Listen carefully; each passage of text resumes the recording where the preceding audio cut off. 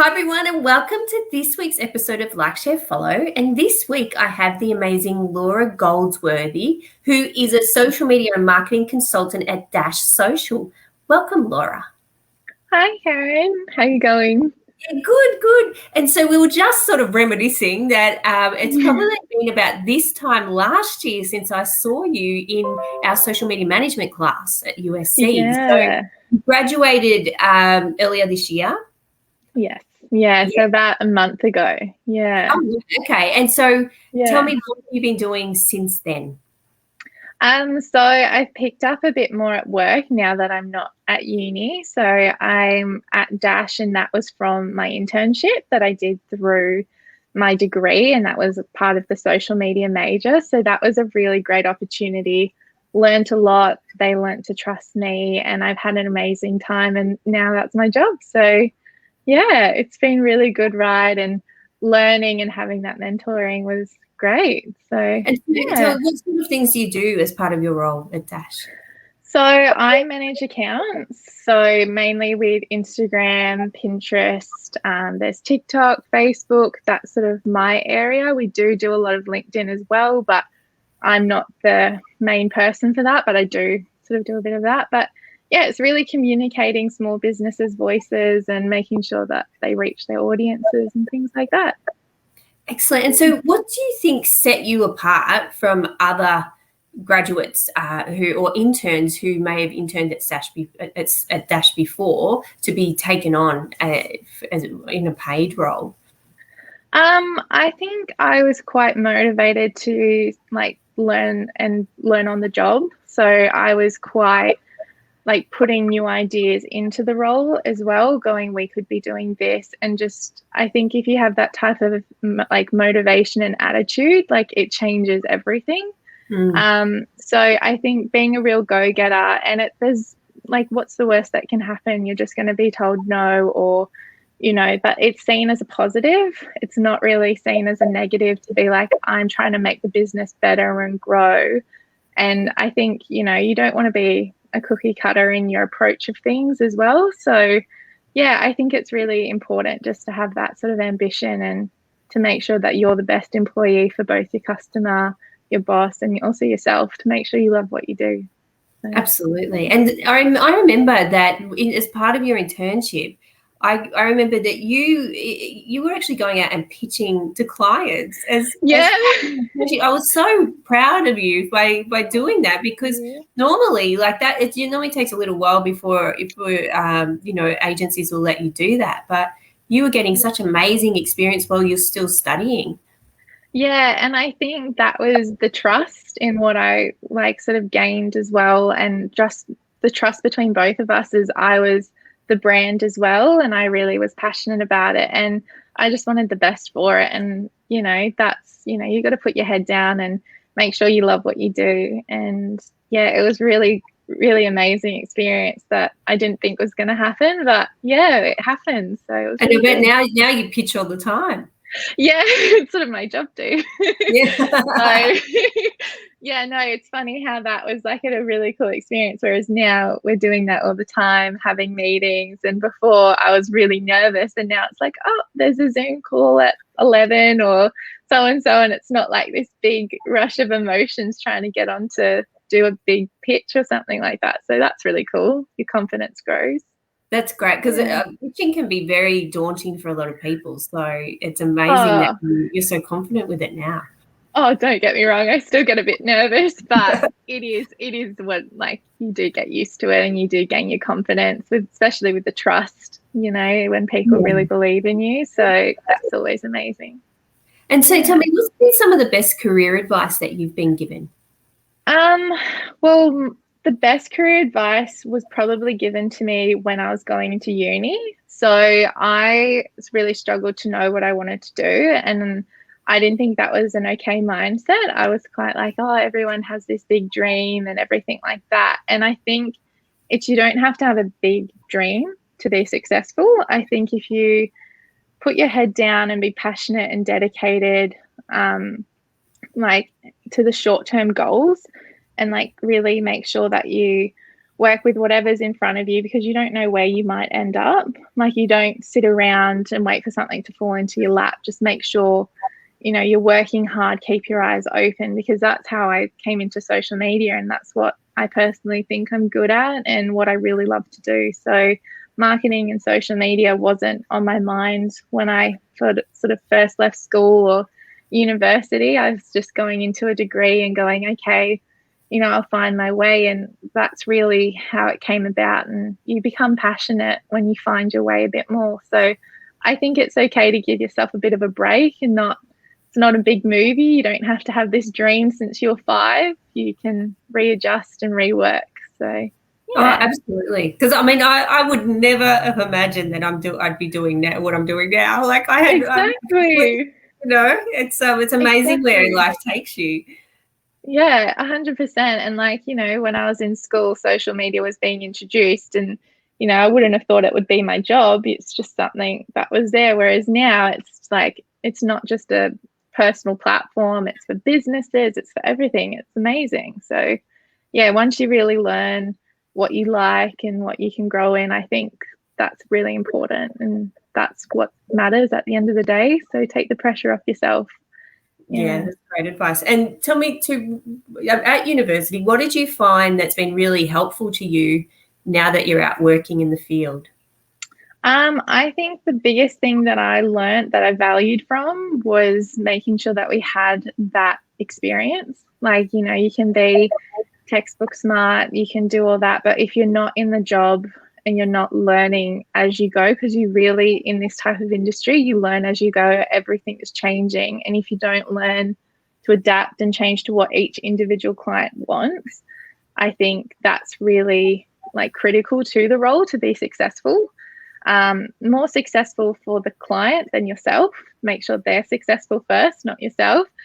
But like, I think doing that experience and having clients where we're learning the course and the content that we have to learn, but applying it straight away, but getting the mentoring, that was just that. I don't know how other people are doing it if they're going into a degree of social media and not getting that experience. I would find it really hard to then come out going, oh, this is completely different than what I thought, or I'm basing it off theory, whereas theory helps and works, but you have to learn how to apply it, and that's what changes it. So yeah, absolutely. And I mean, and when you're even explaining theory, you've got to use current examples, because it doesn't make any sense, you know. And I'm a big believer of that theory is fine, but you've got to show how it works in reality. Oh, definitely. And when you would do your lectures and things like that, sometimes it wouldn't sink in until maybe 3 weeks later when we actually had the client, and then go, oh, that's what Karen meant. And you were comfortable and ready for it because it was so relevant and in your brain. So, and I think like having that sort of mentoring between the tutors and yourself, being like, I'm really struggling with knowing how to negotiate this or do that, it would make it a lot easier to settle in. And like now you have a lot more confidence going, oh, okay, I know how to fix that challenge, or how to say, like, you know, this isn't working or something without seeming rude or anything like that. So yeah. Oh, good. Well, that's great feedback. Thank you. Now, on the flip side, what has been something that you wish you'd learned at university that we didn't teach you, and that you really needed to know in your current role? I think now it's being introduced a bit more, but I struggled with negotiations a little bit when I was first starting off. I think now it's being taught, especially with the courses that aren't like they're your workshops and things like that. I've heard that they're sort of coming in there. But I think negotiation, especially of what you're worth, and like a lot of people go, oh, it's just social media. We would have those discussions, but it would be hard until like you got in there and you're not at uni anymore and you're like, oh, how do I go? How much am I worth? Or, you know, when you come out of uni and get a job, being like, oh, well, what's my worth? How do I negotiate that? I think that would have been really helpful, and I could see it starting to build in the course, but I think a little bit more would have helped. But honestly, it was really good what I had, in the sense of compared to nothing. So yeah. And I mean, I think that's really important too. Learning about that. So yeah, so that's why I did that workshop with Jessie, and I'll put a link to that. And it's teaching people how to set themselves up as a sole trader, as a freelance social media manager, and we covered in that because it is really important, and it is an issue that comes up a lot, and not only with just graduates, but I think with a lot of people in the field, like the whole idea of pricing and being confident to ask what you think you're worth as well. So exactly. And I remember having that conversation where I was talking about money, going, I don't want to come across greedy, but I have got training where a lot of people don't in the industry. And it's sort of like, well, I have both a marketing and social media training. How is that value compared to someone that might just have a couple of years of experience where we're getting experience at the same time? So I think that was the hardest part, going, oh, like, how do I say no, or how do I say yes, but I need this as well? Or clients going, I want all of this for this really discounted price. And it's like, well, I have to live as well. So yeah, I'm worth something. So I find that a bit hard, but now it's becoming a bit more second nature, because sometimes people will go, oh, it's social media, it's for free. Like it's nothing. It's like there's a lot of work. Oh my goodness, there is so much work. Yeah, and particularly if you're like managing multiple platforms and you're doing community management as well. Like it's huge. 100%, and like you're always looking at it and being engaged with it if you're their voice and their brand for them. So yeah, I think once people realize that, that'll be a really nice addition to the world. Yeah, well, my job. But I've mentioned this before, but I remember listening to this great speaker on Clubhouse, and it was this woman talking about how to ask and how to explain the cost of things, and she just said you approach it like you're just asking for someone to pass you the salt. Like you're it's real matter of like you just say this is it, and that's it. There's no negotiation. That's it, and then if they don't want to pay that, you walk away and find someone who will pay. Definitely. And like a few of my friends who are now in the industry, they just say you just have to have it a matter of fact, like this is what you're worth, that, and you can't like put yourself at risk of losing your business or everything because you're putting all these hours in to get no return. And I think that's really important for people to understand that you are worth that. And I know when I left, I had conversations with you going, how much should be my hourly price? Like, what am I worth? And that sort of advice was really valuable. So, reaching out and getting that advice was really good. And it would be nice if the courses, like they do now in those workshops, go, this is, what it will be. And I think that's a really good addition if students take that and go, I'm going to do every single workshop on how to help, because it does help and it can't be all taught in the curriculum. And if those free resources are there, take them with open arms. Like that's all I can suggest. Like they're there for a reason, and you'll be kicking yourself if you don't.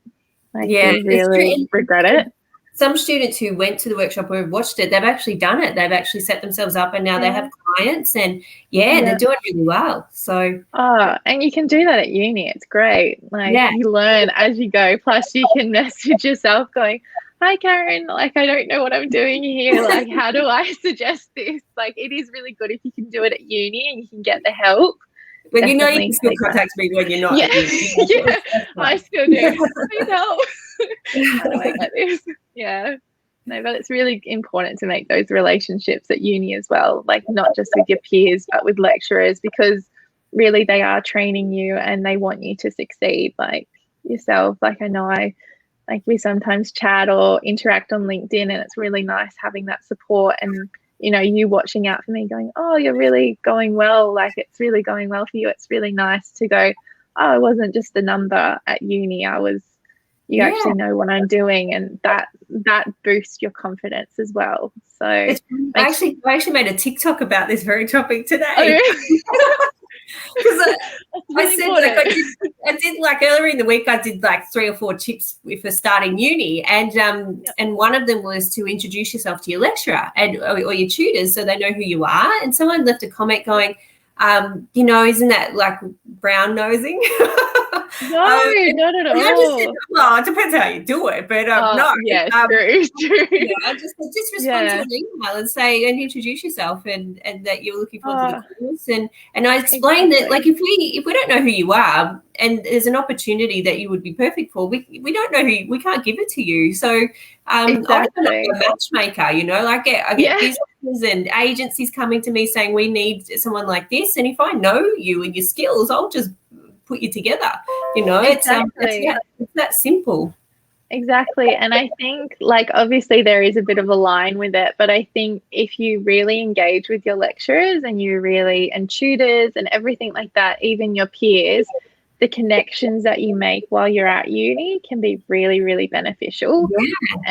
Like that, especially with lecturers and people who have connections, they're experienced, they know what they're doing, and there's no shame in asking for help, and there's no shame in going, how do I get to where you are, or how do I get to this point? Because they're the people that are going to give you that advice to go, hey, I don't know how to get to that level, but I know someone that's in that, so let me connect you and let me help you. And I think, when you first come into uni, it can be very daunting, but growing that, going, hey, like, this is my email, like, replying to an email can be so hard for some people, but you got to do it. You got to push yourself. And and it's what uni is. I've never gone, that person is just sucking up to me. I've never thought that in my entire life. I thought, that's nice. It's really nice to get to know, our students. Because as I said in this video today, the whole thing's a collaboration. Like, it's not me trying to implant information into your brain. Like, we're both working on this to get you through the course. So it's better if we know each other. Yeah.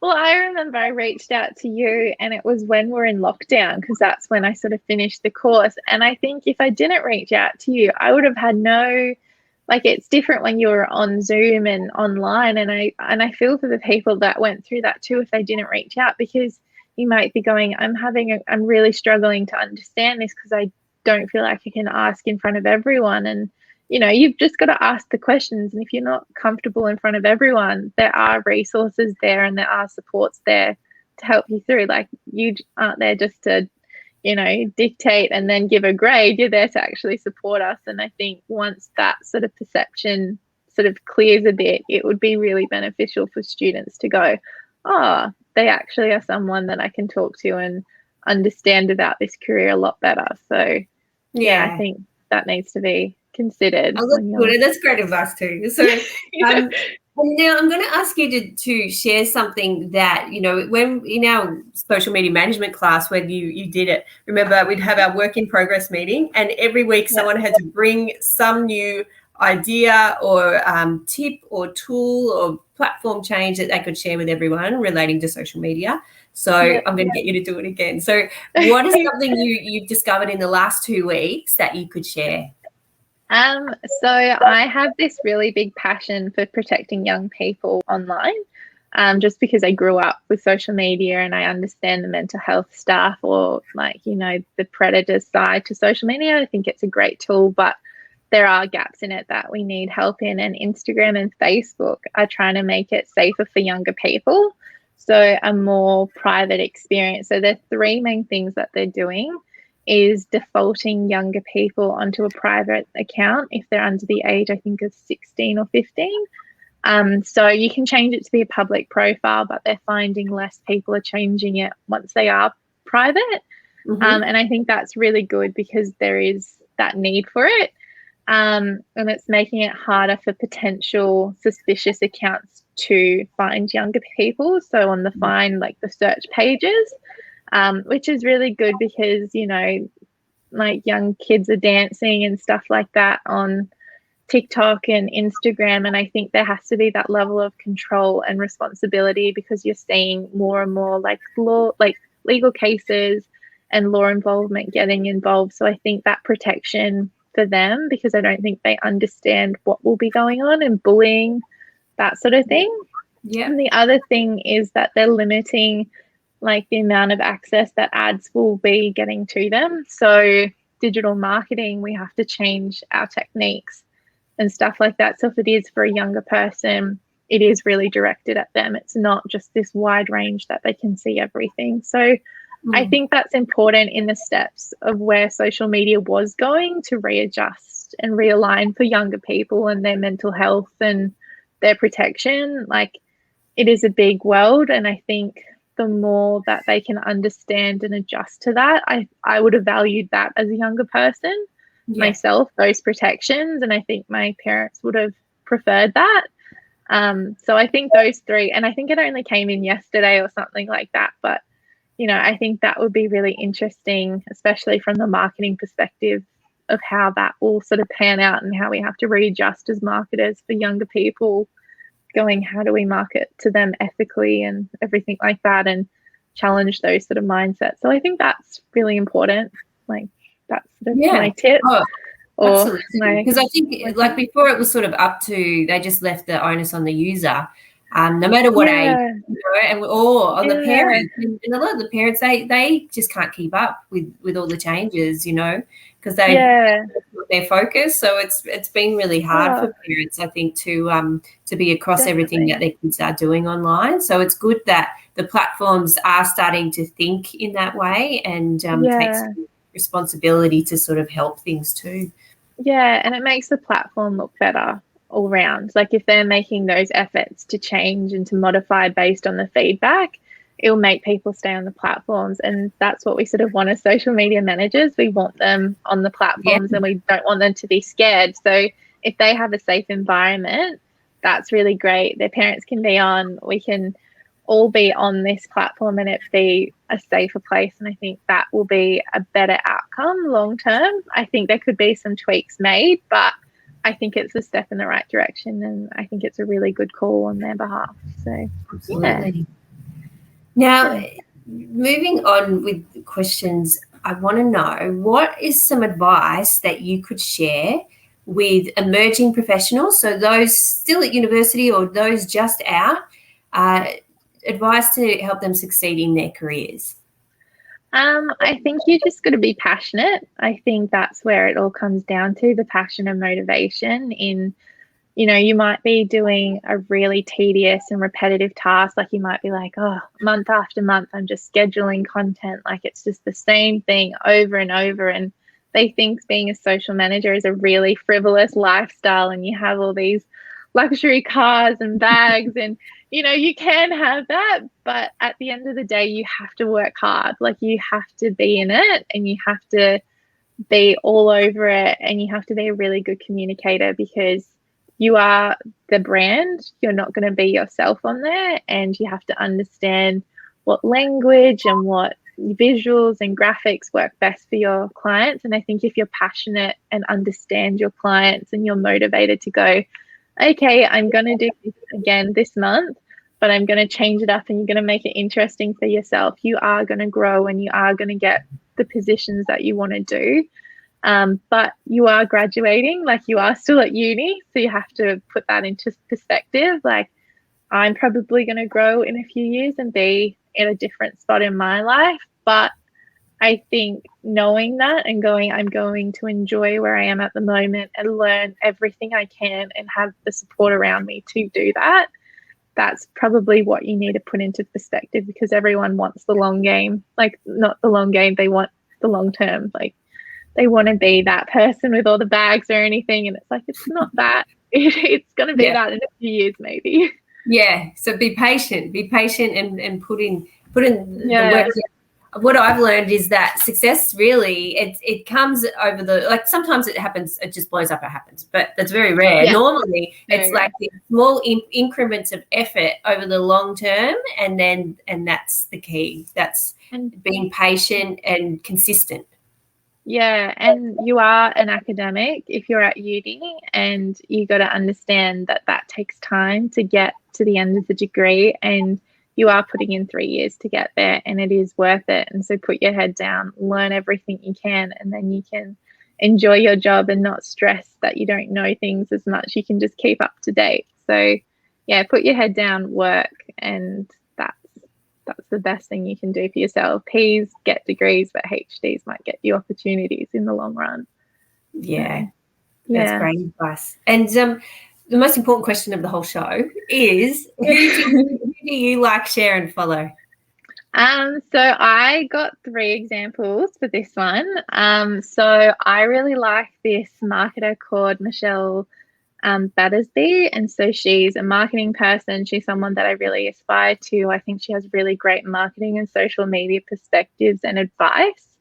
The other 2 are more lifestyle and beauty, fashion sort of related stuff. So it's Laura Henshaw and Zoe Foster Blake, and I think they make their platforms a really positive and fun environment and make it really engaging.